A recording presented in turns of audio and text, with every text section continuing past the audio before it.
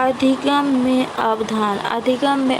अधिगम का अर्थ होता है सीखना और अवधान का अर्थ होता है ध्यान के अंतर्गत मुख्य रूप से मन को नियंत्रित किया जाता है, यानी मन को एकाग्र किया जाता है, एक जगह केंद्रित किया जाता है, स्थिर किया जाता है, उसको अवधान कहते हैं।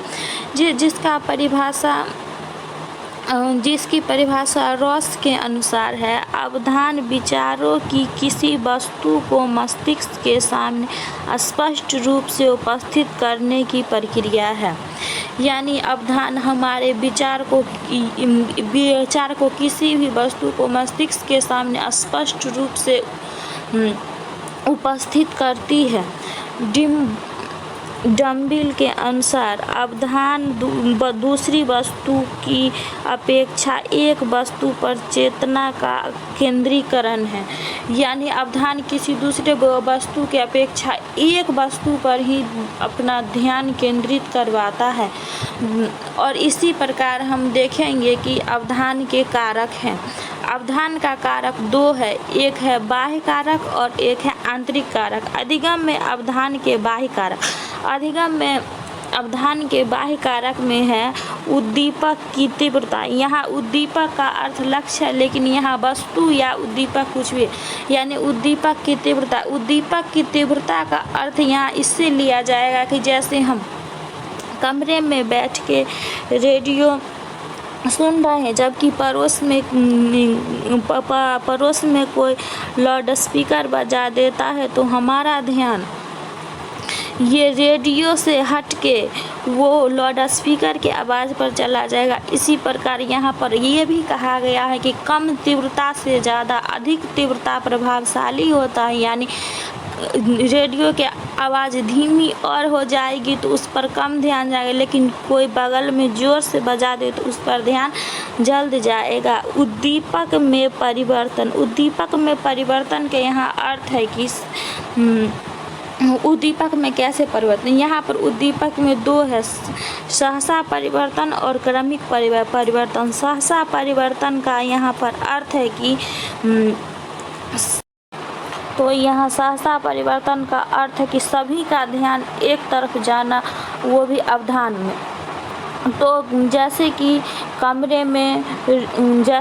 कमरे में रेडियो बज रहा है और एकाएक रेडियो बंद हो जाता है, तो कमरे में बैठे सभी व्यक्ति का ध्यान उसी ओर चला जाता है। और जैसे कि एक और एग्जाम्पल देती हूँ, जो कक्षा में शिक्षक पढ़ा रहे हैं और सभी विद्यार्थी लेकिन शिक्षक एकाएक चुप हो जाए तो सभी बच्चों का ध्यान उसी ओर चला जाएगा। ये सहसा परिवर्तन। जबकि क्रमिक परिवर्तन में है कि जब बच्चा शिशु रहता है और जब 1 साल का वो बच्चा होता है, तो उसके बीच धीरे धीरे उसकी शारीरिक विकास होती है, तो ये क्रमिक रूप से होती है, तो उतना नहीं पता चलता है जो एकाएक पता चलता है।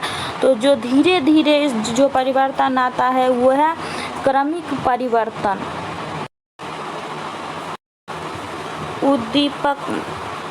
उद्दीपक का आकार। उद्दीपक का आकार से यहाँ तात्पर्य है कि हम न्यूज़पेपर पढ़ते हैं और उसमें हेडलाइनिंग मोटी अक्षरों में लिखा जाता है, यानी बड़े आकार में, और नीचे छोटा अक्षर में, लेकिन हमारा ध्यान पहले मोटी अक्षर यानी मोटी आकार वाला पर पहले जाता है, तो जिसका अर्थ हो गया उद्दीपक का आकार।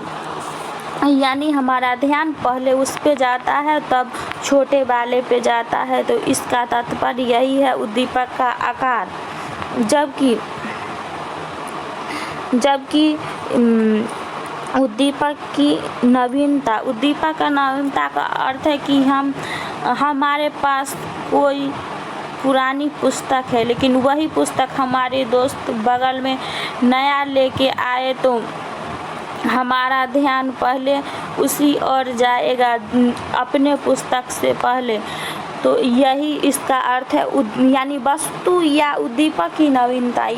का अर्थ यही है। उद्दीपक की स्थिति का है कि जैसे कि हम न्यूज़पेपर पढ़ते हैं और हम फ्रंट पेज पे बहुत अच्छे से पढ़ते हैं, लेकिन वही न्यूज़ 4 या 5 पेज पे रहता है तो हमारा ध्यान उतना नहीं जाता जितना कि फ्रंट पेज के न्यूज़ पे जाता है।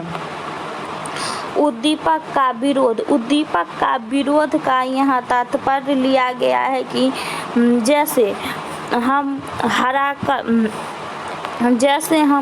हरा कलर का पेपर लेते हैं और उस पे हरा कलर से ही लिखते हैं तो नहीं दिखता है, तो ये विरोध नहीं हुआ उद्दीपक का। या इस पर हमारा ध्यान गया ही नहीं, पहले क्या लिखे और बाद में क्या लिखे। लेकिन जब इस पर हम हरा पेपर लेंगे और उस पे हम लाल कलर से लिखेंगे तो इस पर हमारा पहले ध्यान जाएगा कि ये हरा कलर पे बाद में लाल से या गुलाबी से लिखा गया। लेकिन जब इस पे ग्रीन से लिखेंगे तो पता ही नहीं, यानी हमारा ध्यान ही नहीं जाएगा कि कौन पहले आया और कौन बाद में, इस प्रकार से होगा। Thank you.